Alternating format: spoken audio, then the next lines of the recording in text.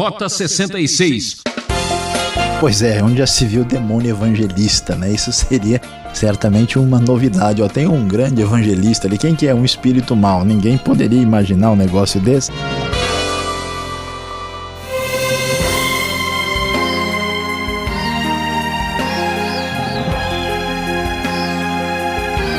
Ouvinte Transmundial, estamos chegando com toda a equipe Rota 66 para mais uma emocionante aventura pelo livro de Atos.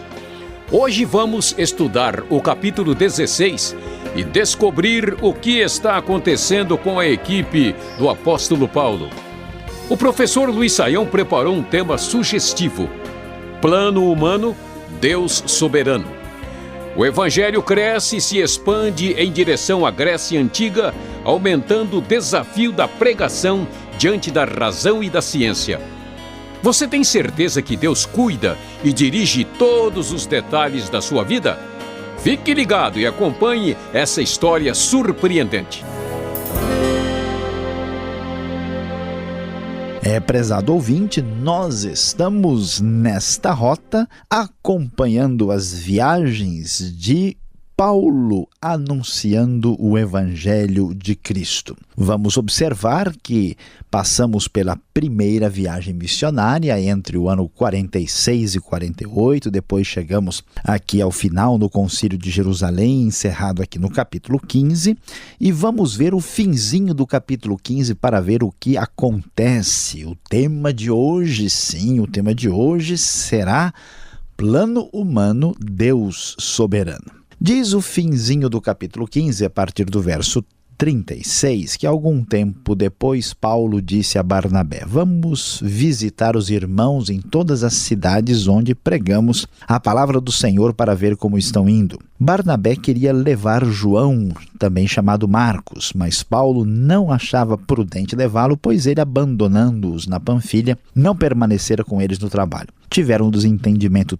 tão sério que se separaram. Barnabé, levando consigo Marcos, navegou para Chipre, mas Paulo escolheu Silas e partiu encomendado pelos irmãos à graça do Senhor. Passou então pela Síria, pela Cilícia, fortalecendo as igrejas. Veja que coisa interessante, né? Todo lugar onde está aí a mão do ser humano, a gente percebe que há problema, há erro, há pecado, há engano. Então, na igreja primitiva não era diferente. Paulo e Barnabé não se entenderam porque Marcos tinha desistido da viagem anteriormente, agora Barnabé queria levá-lo, até por ser aí mais próximo dele, e enquanto que Paulo não aceitou, e assim ele convida Silas e acaba iniciando o que nós chamamos de a segunda viagem missionária de Paulo, que tem início no ano 49 e vai até o ano 52. E o que acontece? Paulo volta para as mesmas cidades inicialmente por onde ele tinha passado, e daí ele vai prosseguir ampliando a pregação do Evangelho de Cristo. Eles chegam a Derbe, depois a Listra, você se lembra, são cidades lá da Licaônia, e lá vão encontrar um discípulo chamado Timóteo. A mãe de Timóteo era uma judia convertida e o pai dele era grego. Os irmãos de Listra e Icônio, que são cidades próximas, davam um bom testemunho dele. Então Paulo, querendo levá-lo na sua viagem, circuncidou-o por causa dos judeus que viviam naquela região, pois todos sabiam que seu pai era grego. É claro, Paulo está fazendo isso em função da sua estratégia de pregação do evangelho, porque Timóteo vai estar entre os judeus, portanto ele é circuncidado. E assim, nas cidades por onde eles passavam, eles transmitiam as decisões feitas lá no Concílio de Jerusalém, que havia sido tomada pelos apóstolos e presbíteros, para que elas fossem obedecidas. Veja que a igreja, ela tem uma unidade e ela, vamos dizer, leva em consideração o consenso da liderança, uma igreja submissa conforme a vontade de Deus. E assim as igrejas vão crescendo e se fortalecendo na fé a cada dia. Meu prezado ouvinte, veja só que coisa interessante, surpreendente a gente vê na sequência aqui de Atos 16. Paulo e os seus companheiros estavam viajando pela Frígia e pela Galácia e foram, atenção, impedidos pelo Espírito Santo de pregar o evangelho na província da Ásia. Quando chegaram à fronteira da Mísia, tentaram ir para Bitínia, mas o Espírito de Jesus os impediu. Você já imaginou uma coisa dessa? O Espírito de Jesus impedindo alguém de pregar o evangelho? Foi o que aconteceu. Assim, eles foram para Troade e quando Paulo dormiu à noite, ele teve um sonho, uma visão, na qual um homem da Macedônia aparecia e dizia: passe a Macedônia e ajude-nos. Paulo teve essa visão, então se preparou para ir para a Macedônia, entendendo que Deus lhes tinha chamado para pregar ali o evangelho. E assim eles vão para lá. Veja que, na verdade, Paulo tinha a intenção de pregar o evangelho num lugar e Deus o dirigiu em outra direção. Plano humano, Deus soberano, Deus sabe muito bem o que faz, e assim ele chega na região da Macedônia. Eles viajam, diz o texto, saindo de Troade, e Lucas é bem detalhista, que começa a falar aqui que eles foram para Samotrácia, aliás diz: navegamos para Samotrácia. Ele está presente nessa viagem, depois para Neápolis, depois foram para Filipos, que é uma colônia romana, uma cidade importante. E ali eles vão para um lugar de oração à beira do rio, onde encontraram ali algumas mulheres, porque a cidade não tinha ali uma sinagoga, poucos judeus viviam naquela região. E lá estava uma mulher chamada Lídia, vendedora de púrpura, temente a Deus. Ela foi a primeira pessoa em terras europeias a ouvir o evangelho de Cristo e receber a sua mensagem. Deus começa a agir em terras gregas, inicialmente aí pela Macedônia, e ela foi batizada com todo mundo na sua casa e convidou a Paulo que eles ficassem na casa dela. E assim nasce a primeira igreja na Europa, na casa de Lídia, ali na cidade de Filipos. Pois é, a gente fica pensando, tudo que Deus faz parece que vai dar certo, mas será que dá certo do nosso ponto de vista? Você imagina só, Paulo estava pensando em ir para uma certa região, para a Ásia, e o Espírito de Deus o impede e depois o conduz para ir para a Macedônia. Então a gente imagina que chegando lá tudo vai dar certo, mas veja só que não é bem assim que as coisas acontecem. Quando eles estavam indo para o lugar de oração, uma escrava que tinha um espírito capaz de fazer adivinhação começa a gritar bem alto: esses homens são servos do Deus Altíssimo e lhes anunciam o caminho da salvação. E ela fez isso durante muitos dias, até que Paulo, indignado, disse àquele espírito: em nome de Jesus Cristo, eu lhe ordeno que saia dela, e o espírito a abandonou. E a coisa complicou, porque a moça fazia adivinhação e ela era escrava, e os seus senhores ficaram indignados com isso e levaram ali Paulo perante os magistrados da cidade com a seguinte acusação: esses homens são judeus e estão perturbando a nossa cidade, porque eles estão pregando costumes que a nós romanos não é permitido aceitar nem praticar. Assim, a multidão ajuntou-se contra Paulo e Silas e eles foram açoitados por causa desse comportamento naquela região. E depois disso, de passarem por esse açoitamento, foram colocados na prisão ali em Filipos, e o carcereiro ficou vigiando Paulo e Silas, que estavam com os pés presos no tronco. Você imagina só como poderia estar a mente de Paulo depois de tanta coisa confusa. Surge um demônio, por causa disso eles acabam aí apanhando e agora estão na prisão. E apesar disso tudo, cheios de fé e tranquilidade e esperança, Paulo e Silas na cadeia, na prisão, por volta da meia-noite, estão orando e cantando hinos a Deus. Os outros presos estão surpresos vendo o que está acontecendo, e de repente houve um terremoto tão forte que abalou ali os alicerces da prisão e as portas se abriram e as correntes dos presos se soltaram. O carcereiro, apavorado, viu isso, e você sabe, a coisa é complicada, o carcereiro é responsável pelos presos que ali estão, então ele sabe que toda a sua estabilidade como bom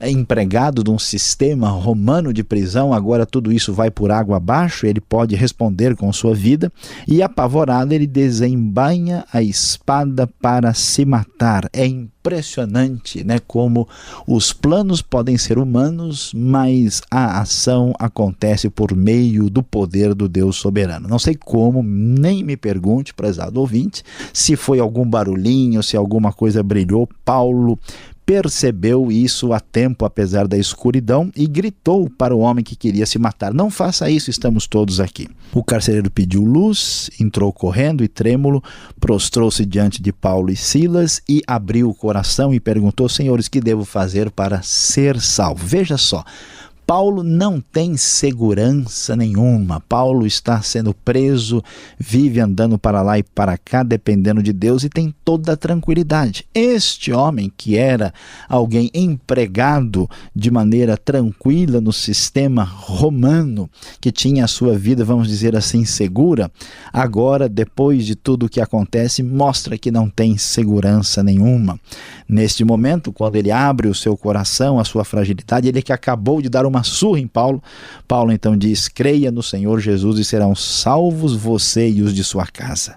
E então pregaram a palavra de Deus e a família toda se converteu. O carcereiro lavou as feridas deles, todos os seus ali foram batizados e eles comeram uma gostosa refeição, alegrando-se por haverem crido em Deus. Quando amanheceu, os magistrados mandaram seus soldados ao carcereiro com esta ordem: solte esses homens. O carcereiro disse a Paulo: olha, vocês devem ser libertados. Mas Paulo disse: espera um pouquinho, esse pessoal nos prendeu com toda essa confusão e eles nem sabem que somos cidadãos romanos. Eles nos açoitaram publicamente sem processo formal e nos lançaram na prisão.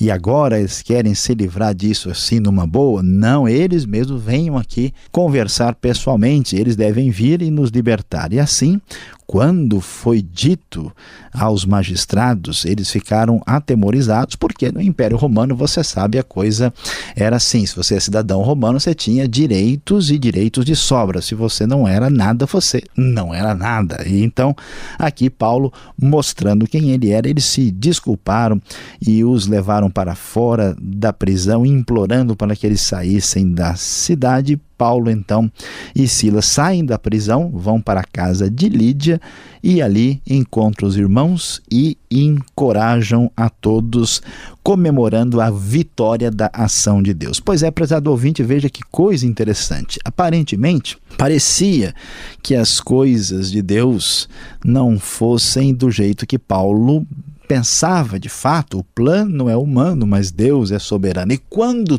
tudo parecia dar errado, Paulo foi descobrir que no fim Deus mais uma vez demonstrou que ele estava no controle da situação. Esta é a grande verdade de Atos capítulo 16. Plano humano, Deus soberano.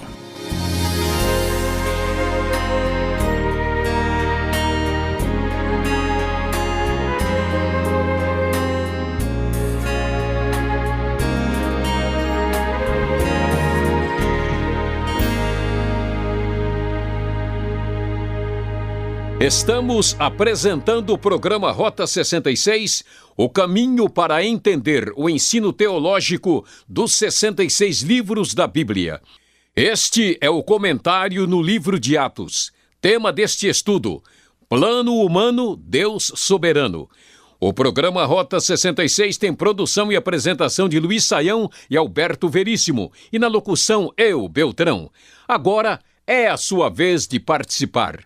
Escreva para a Caixa Postal 18.113, CEP 04626-970 São Paulo, capital.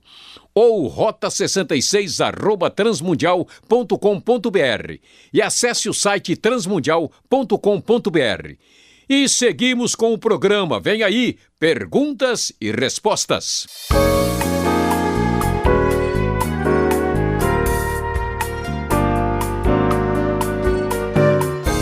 Vamos então às perguntas. Atos 16, você está acompanhando. Quanta coisa podemos perguntar ao professor. Eu não sei por onde começar, mestre. Barnabé e Paulo, se desentenderam por causa de Marcos. Será isso mesmo? Estamos falando das mesmas pessoas, Paulo e Barnabé? Pois é, pastor Alberto, na igreja primitiva. Veja que a Bíblia nos mostra que todos esses grandes homens e mulheres de Deus do passado eram gente humana, de carne e osso. Então eles se desentenderam. Tem um detalhe interessante aqui, é que Marcos é primo de Barnabé, como a gente vai ver em Colossenses capítulo 4, né? E Marcos, então, tem essa afinidade, Barnabé quer levá-lo, e Paulo, depois que ele voltou para trás, não quer que ele vá de jeito nenhum. Então, um desentendimento marca aí a fragilidade humana no meio do sucesso da igreja primitiva. Agora, Paulo sempre foi uma pessoa assim, controversa, difícil de entender. Em Gálatas, ele condena a circuncisão. E agora que ele faz a circuncisão em Timóteo. Isso não é contraditório? Pastor Alberto, parece que é, mas eu vou dizer a verdade, no fundo não é. Veja o que está acontecendo. Em Gálatas a situação é outra. Lá o pessoal está querendo obrigar os gentios que se converteram a serem circuncidados. Então é o pessoal judaizante que diz assim, ó, antes de vocês serem cristãos, vocês têm que ser judeus e precisam passar pela circuncisão. No caso de Timóteo é diferente. O Timóteo é filho de mãe judia. E Paulo vai levá-lo para falar do evangelho aos judeus. Se ele, sendo filho de mãe judia, apesar de não ter sido criado plenamente no judaísmo, porque o seu pai não era judeu, se ele chega lá, os judeus dizem, como é que esse cara é judeu e ele nem faz parte aí do mínimo necessário das nossas práticas? Então, nesse caso, Timóteo estaria sem nenhuma autoridade. Portanto, Paulo faz isso por causa da sua estratégia missionária. E a circuncisão não tem nem valor em si mesmo e nem perde valor por ser alguma coisa condenável. Paulo sabe muito bem o que está fazendo. Agora, como entender aqui o capítulo 16, versos 6 e 7? Paulo foi impedido pelo Espírito Santo de pregar na Ásia. Deus não queria abençoar aquela região, então? Na verdade, o que acontece é que a Ásia aqui, a Ásia Menor, né, é uma região mais ao norte, ali perto de Troade, né, envolvendo a Mísia, a Bitínia. A gente vai descobrir mais tarde que, na verdade, Pedro pregou o evangelho lá. Quando nós lemos o início da carta de Pedro, ele fala destas regiões. Então, Paulo vai pregar o evangelho onde Deus deseja que ele pregue, e aquela região estava reservada para Pedro. Não é que Deus tivesse qualquer problema contra a Ásia em favor da Macedônia. Agora uma explicação. Depois do verso 10 aqui do capítulo, o texto sempre apresenta na primeira pessoa do plural. Por que esta mudança, então? É interessante, de fato, a partir do verso 10, começa aí a aparecer essas expressões todas na primeira pessoa do plural, o nós, né? Nós lemos lá o texto falando que preparamo-nos imediatamente para partir para a Macedônia. O que nós concluímos aí? Paulo está em Troade. A partir daí, Lucas entra no barco. Depois deste versículo, Atos 16:10, sempre nós vemos aí a constância do nós. Lucas entra no barco e vai até o final com Paulo, e por isso que nós temos um testemunho muito fiel do que acontece, porque Lucas está presente, acompanhando a partir aí do capítulo 16. E daí para frente eles vão encontrar com Lídia neste capítulo. Por que ela é tão destacada e recebe tanta atenção? Olha, Lídia é uma pessoa bastante especial de fato, porque ela vai marcar aí uma situação bastante interessante. Em primeiro lugar, talvez pouca gente pode imaginar isso, no fundo mesmo é muito possível que o nome dela nem fosse Lídia. É provável que ela se chamasse Lídia por ser uma imigrante da região da Lídia. Assim como acontece, né? Alguém, por exemplo, está num estado, né? E ele chama o outro, ô Amazonas, vem cá, né? Ele chama a pessoa a partir do lugar de onde a pessoa nasceu. Então ela era chamada de Lídia porque era de lá, era uma comerciante. O interessante é que é a primeira vez que o evangelho chega na Europa e uma mulher se converte. Então ela é gentílica, ela é uma imigrante, né? Ela é uma mulher e assim nós vemos o evangelho atingindo as pessoas de quem não se esperava muito aí no contexto europeu, que acaba mudando a história do mundo ocidental e, consequentemente, atinge também a todos que vivem no ambiente de toda a América, incluindo o próprio Brasil. Agora, o que não se pode esperar, o verso 17 aqui, que destaca um espírito mau anunciando o evangelho. É isso mesmo? Um demônio pode fazer isso? Pois é, onde já se viu demônio evangelista, né? Isso seria certamente uma novidade. Ó, tem um grande evangelista ali, quem que é um espírito mau? Ninguém poderia imaginar um negócio desse. Mas o que acontece aqui na verdade, pastor Alberto, o espírito mau está tentando confundir a situação. É possível que essa referência aí ao Deus Altíssimo seja uma referência ao próprio Zeus, ou como quem diz, o espírito diz, olha, esses homens estão falando a respeito de um Deus que vocês já conhecem. Então, não se pode imaginar que o demônio está cooperando com a proclamação do evangelho. Certamente ele está falando aqui de maneira a prejudicar aí o anúncio da mensagem de Cristo. E esta história aqui do carcereiro, quase no final do capítulo 16, quando a gente se converte, então a família se converte automaticamente? É isso que podemos aprender aqui? Olha, essa pergunta é muito séria. Preste bem atenção, prezado ouvinte, porque não é verdade que todo mundo que se converte tem os seus parentes convertidos. Isso aconteceu no caso do carcereiro, né? Deus aí providenciou isso no caso da conversão dele. Jesus salvou toda a família, Paulo disse isso, mas esse texto que é descritivo não é um texto normativo. E isso é muito claro, pois Jesus mesmo disse que ele veio colocar o pai contra o filho, a mãe contra a filha, a nora contra a sogra, mostrando que muitas vezes os inimigos de um homem serão os da sua própria família. Esse texto não garante que todos os nossos parentes serão salvos. A salvação se dá quando uma pessoa individualmente abre o coração para Cristo. Em muitos casos, né, a família toda se converte. Aqui, no caso, isso acontece porque na sociedade antiga, uma vez que o pai de família se convertia, todo mundo abria o coração automaticamente, porque isso era uma questão cultural da época. Não se pode entender que isso é garantia de conversão de parente, o que o versículo 31 nos diz. Agora, depois de toda a confusão, vem agora a revelação. Paulo, cidadão romano. Qual a importância disso? Será meramente um passaporte? A importância é total, porque nesse mundo dominado pelo Império Romano, onde 60% da população está entregue à escravidão, ser cidadão romano é ter um privilégio especial. A gente pergunta como é que Paulo consegue isso se ele é judeu, né? As indicações envolvem a ideia de que o pai dele já tinha, né, e provavelmente por ser de Tarso, uma cidade que tinha sido beneficiada especialmente pelos romanos em função de circunstâncias históricas, e que tinha dado à família de Paulo essa condição, e portanto Paulo, vamos dizer assim, nasceu com o documento importante, o que lhe dá regalias perante o direito da época, e ele usa disso quando é necessário para o benefício do evangelho. Obrigado, Sayão, pelas respostas, e você que está nos acompanhando, vamos agora então à aplicação desse estudo.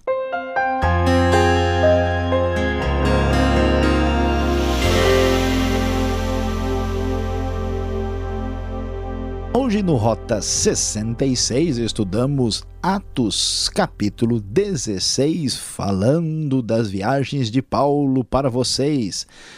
O nosso tema foi Plano Humano, Deus Soberano. Prezado ouvinte, Paulo começa com uma dificuldade aqui para iniciar a sua segunda viagem missionária, que vai do ano 49 até o ano 52, e ele prossegue quando quer ir para uma direção, as coisas não funcionam, Deus não permite, e ele vai para Filipos. Quando as coisas parecem que vão dar certo, ele acaba tendo problemas com uma mulher possessa, vai parar na prisão. Quanto problema, quanta confusão, mas Deus estava abençoando aquela missão. Veja bem, escute a verdade.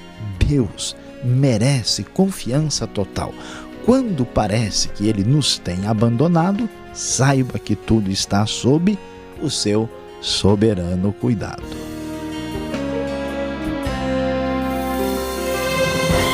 A Acabou, ouvinte. Rota 66 se despede agradecendo sua atenção e convidando a sintonizar essa emissora neste horário para acompanhar a continuação deste estudo sensacional. Combinado? Esta foi mais uma realização transmundial. E até o próximo programa e fique com a gloriosa paz do Senhor.